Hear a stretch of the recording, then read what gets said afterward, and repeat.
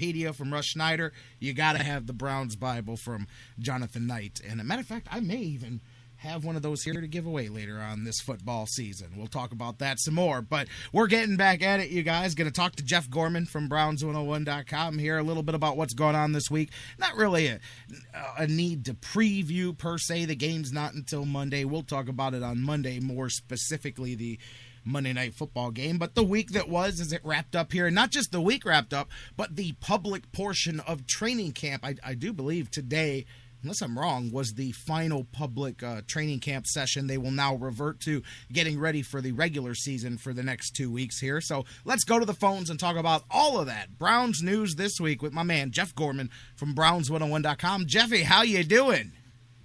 I'm doing fantastic, J-Rock. We got a really huge weekend, and there you got your show coming up tomorrow. I'd love to go, but I'm actually going to be in the cage for Cage Madness 31 down at the Tadmore Shrine in Akron. And then, of course, Sunday, you got Are you going to be in the cage? You're not going to be in the cage. I mean, now I might have to go buy a ticket in the for cage that. After the fights, yeah. I'll be cage side announcers. They'll be going actually into the cage afterwards to talk to the victorious fighters. And, of course, we have SummerSlam on Sunday with John Cena and Brock Lesnar. And then we got Monday, sort of the icing on the cake, the Sunday to ease the end of the weekend with Monday Night Football. It's going to be a lot of fun coming up. Well, there you go. I am definitely, I'm fired up for tomorrow as well, and of course Monday, and looking like you got a busy weekend on too, man. So should be interesting here. What's going on with you this week, man? The Browns final, and was I right? Was today is the final public practice, right? Yeah, that's what I thought. So they've set the record for the attendance, which I think we all kind of anticipated from the beginning here. In fact, there was only one session that was open to the public, or maybe two. It may have been the rain one as well, but that did not pass 3,000 per session. First time that they've kept track that they've had that many days above 3,000. It looked like the average was nearly 800 fans higher than their previous record, which was 2012, 2 years ago, and the buzz surrounding Brandon Weeden and Trent Richardson. And we're so used to the training camp buzz that turns into the regular season. What was that all about? You know, so here we sit again. What are your thoughts this week? First off, for those of you that didn't hear, I mentioned it a little bit earlier, kind of jokingly, but Johnny Manziel, I guess, and several other unnamed rookies, it wasn't all of them, it was a group of them, I guess, missed the first few minutes of a meeting this week and got fined, and all of a sudden the conspiracy theorists were out that is why, you know, he lost his opportunity to start here, even though he's going to play with the ones a bit here against Washington. But I'm going to say the same thing, that if you're a hardcore Manziel guy, you're just not going to want to hear what I say. Every single thing that has happened in training camp to me has gone exactly the way I expected it would, unless the Browns decided to go all in on Manziel from the beginning. I have watched training camp play out, and this is the way I thought it would go if it just played out. And so I don't understand the portion of people that are so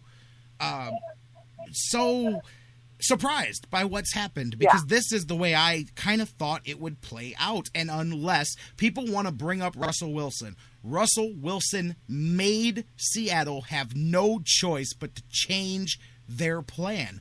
John Manziel has not done that yet. If he does it on Monday, all hell to the plan. They're going to throw it out the window. But he hasn't. So I don't know why everybody would be so up in arms. If anything, I would be wondering why he hasn't done that yet. Right, and that's what I was actually talking about today on Browns 101. You know, it's the situation, like in college, you'll see a team come out with two quarterbacks. It's like, you know, when a team is playing two quarterbacks, it really means they don't have any quarterbacks. They really don't have anybody who can lock down that job and say, okay, this is mine. So the question is, do the Browns have two starting caliber quarterbacks or zero? And Coach Fenton says that they've got two. He actually says that they're both the quality to be NFL starters, which is good. And I think that's why he hasn't, you know, declared already that Hoyer's going to start. He's giving Manziel the chance to play and the chance ostensibly to become the starter. But again, he's really going to have to blow everybody's doors off. But when you're talking about, well, how good are both of these quarterbacks, you have to say, well, a guy who's been in the league for 6 years and who has, you know, studied a lot under Tom Brady and has looked very well in the few times that we've seen him, he should be able to beat out a rookie who, as talented as he is just learning how to do a pro-style system. I mean, that's the biggest hurdle facing Johnny Manziel right now. It's not his arm. It's not his legs, obviously. It's not his lack of talent. It's his learning the system and learning how to play this kind of football. And, most of the time when he was in on last game, he had him in the pistol. And, not often did they have him under center. And that's going to change because he's ultimately going to have to learn more of how to do that. So the fact that Hoyer is, quote unquote, ahead of Manziel, that is really the way it should be. Because if he's behind a guy who's just starting out in a pro system, then that means both of them aren't ready to go.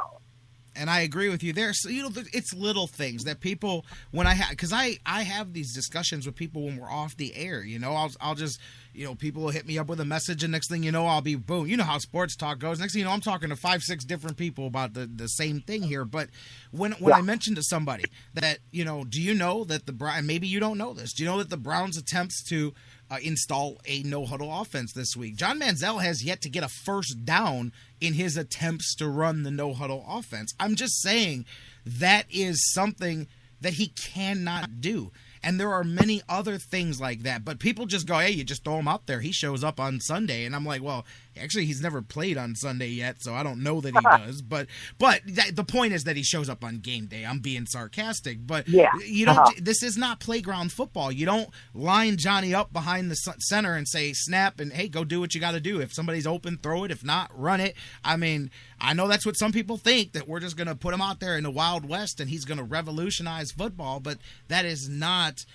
That's not reality. And if it was reality, trust me, nobody, as popular as Brian Hoyer may be, nobody would be fighting for him if John Manziel was the product coming in that the hype was. And there's nothing wrong with that because he wasn't. And anybody that saw knew he still could be. I'm telling you, I'm encouraged by what I've seen from him. The biggest quote to me, and I wanted to mention this, is the biggest quote to me that I heard from Mike Pettin, and I've heard some other, I heard Dowell Logans said the same thing basically, is Manziel, he's slightly ahead maybe of the learning curve that we thought he would be right now.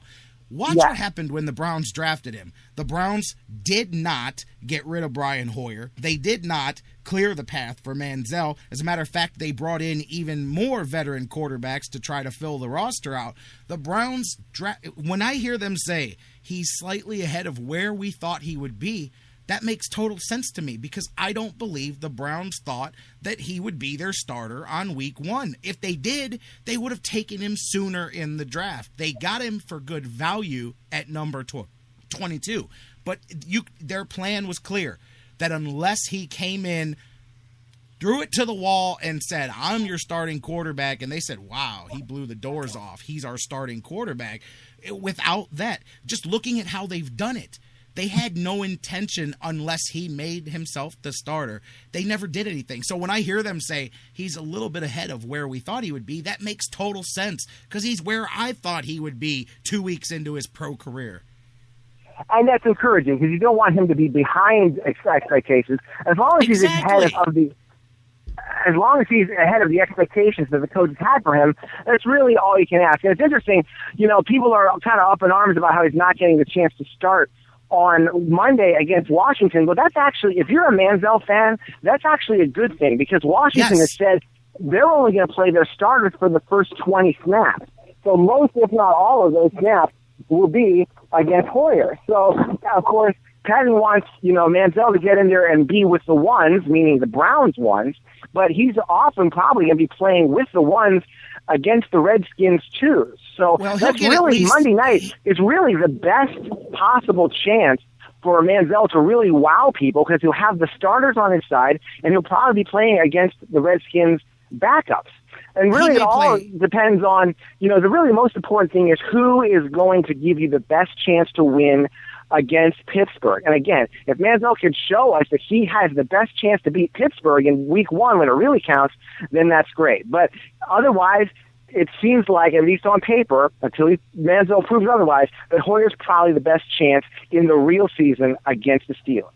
I saw an interesting article yesterday, Sports Illustrated, that if for no other reason than the fact that he had the limited window of success and he hasn't actually lost a start in his small window, I saw an article yesterday that said, for no other reason, at least let him lose a game. And this way, all the people that say, well, he's never lost a game as a starter and he never got an opportunity is out the window. And again, it's what I said with JK a little bit earlier.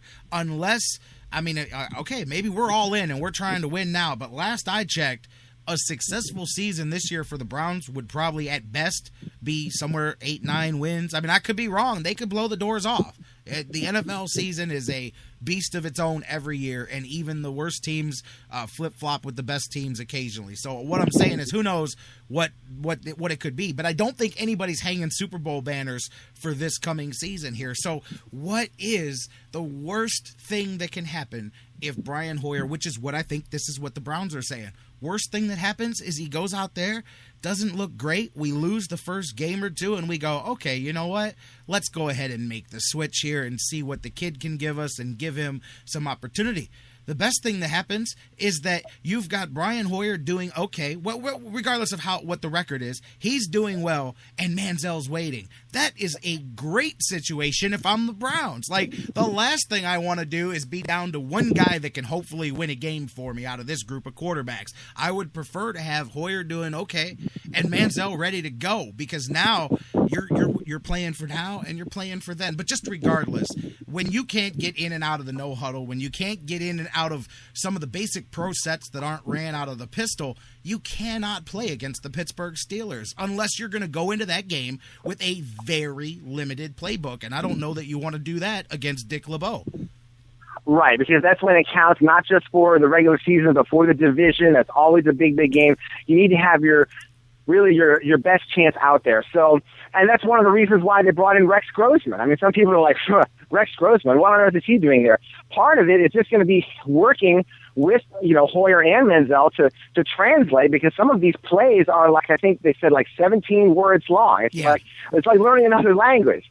So it's going to be a situation where, they're all going to be working together, and ultimately, like you said, the question is, how is the team going to succeed? And it's going to be, it's probably going to be Hoyer off the bat. Manziel, I mean, it would be great if he could surprise us, but you're right. But it's interesting that, CBS Sports had an article that came out today, and they're already, sort of predicting into the future that the Browns are going to lose their first 3 games and then take the bye week, and then that's when they're going to install Manziel. Now, that very well might happen, but I don't know. I'd like to think that we're going to at least win at least one of these first 3 games.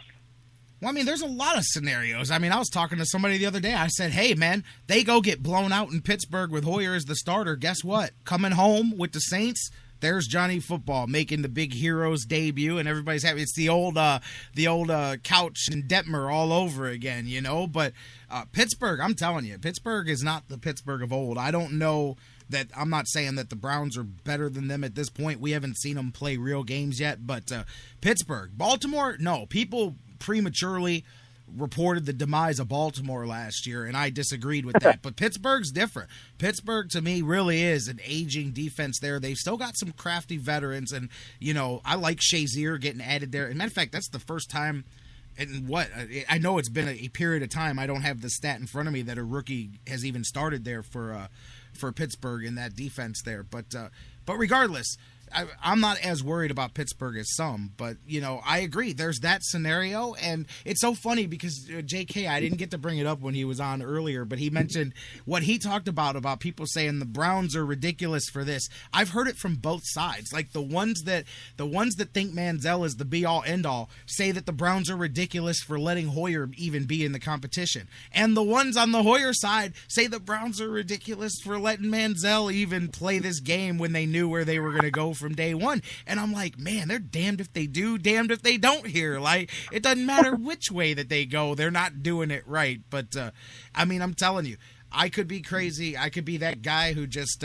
looks at things differently than everybody else. But like if you'd have said script out training camp, where we're at right now is what I would have scripted out. And I will agree with the people that have sent me messages and hit us up in the chat room in different places. I would have started Manziel this week. To be totally honest with you, I was cool with that. I wanted one to start one game and one to start the other game just to see